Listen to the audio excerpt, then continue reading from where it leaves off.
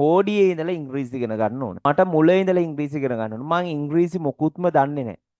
අන්න ඒ කියන අයට අපි තීරණය කරා මෙන්න මේ පාඨමාලාව ලබලා දෙන්න ඕන කියන එක. මූලික ඉංග්‍රීසි දැනුම වර්ධනය කිරීමේ පාඨමාලාව. කරන්න කලින් මොකක්ද මේක ඇතුලේ වෙන වැඩසටහන කියලා දැනගන්න විශේෂයෙන්ම මතක් කරන්න ඕන මේ ඇවිල්ලා නිකම් මේ දවස් 10ක් 12ක් ඔයාලට මොනවා හරි ඉංග්‍රීසි ටිකක් කියලා දීලා ඉවර වෙලා මේ ළමයි ටිකකට උගන්වලා මේ සහතිකයක් දීලා ඉවර කරන මේ පාඨමාලාව සම්පූර්ණයෙන්ම සකස් කරලා තියෙන්නේ ඔයාගේ මූලික ඉංග්‍රීසි දැනුම වර්ධනය කරන්න. එතකොට මූලික අපි මෙතනින් අඳුරගත්ත කාරණාවක් තමයි මූලික ඉංග්‍රීසි දැනුම කියන්නේ මොකක්ද කියන එකවත් දන්නේ නැති අය සමහර අය ඉන්නවා. ළමයි නෙමෙයි. සමහර ආයතන සමහර හැමදාම කරන බයිලාව තමයි කරන්නේ. ඉතින් එහෙම නෙමෙයි කෙනෙකුට හිතෙන්න පුළුවන් මම ඉංග්‍රීසි දන්නවා කියලා. මං ඉතින් ඒගොල්ලොන්ටත් ආරාධනා කරන ඉංග්‍රීසි දන්න කෙනෙක් වුණත් ඇවිල්ලා බලන්න. ඔයාට මූලික ඉංග්‍රීසි ඇත්තටම ඔයා දන්නවද කියන එක. මොකද ලංකාව ඇතුලේ අපි ඉංග්‍රීසි ඉගෙන ගන්නේ දෙවෙනි භාෂාව විදිහට. අපි ඉංග්‍රීසි ඉගෙන ගන්නේ we are studying English as a second language. අපි මේක දෙවෙනි භාෂාවක් විදිහට තමයි ඉගෙන ගන්න.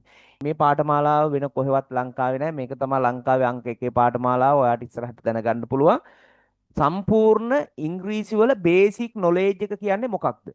අන්නේ බේසික් නොලෙජ් එක කියන එක අධ්‍යයනය කරලා, ඒ කියන්නේ ඉදිරියට කෙනෙකුට ඉංග්‍රීසි ඉගෙන ගන්න ඉංග්‍රීසි පුළුවන් වෙන්න අවශ්‍ය කරන මූලිකම දේවල් ටික මොනවද කියන එක පෙරලා අරගෙන ඒ ටික පුහුණු කිරීමේ පාඨමාලාවක් තමයි මේ සිද්ධ වෙන්නේ. එහෙම නැතුව නිකම් මේ පාඩමක් ගන්නවා, ඒ පාඩම උගන්වනවා එහෙම නෙමෙයි.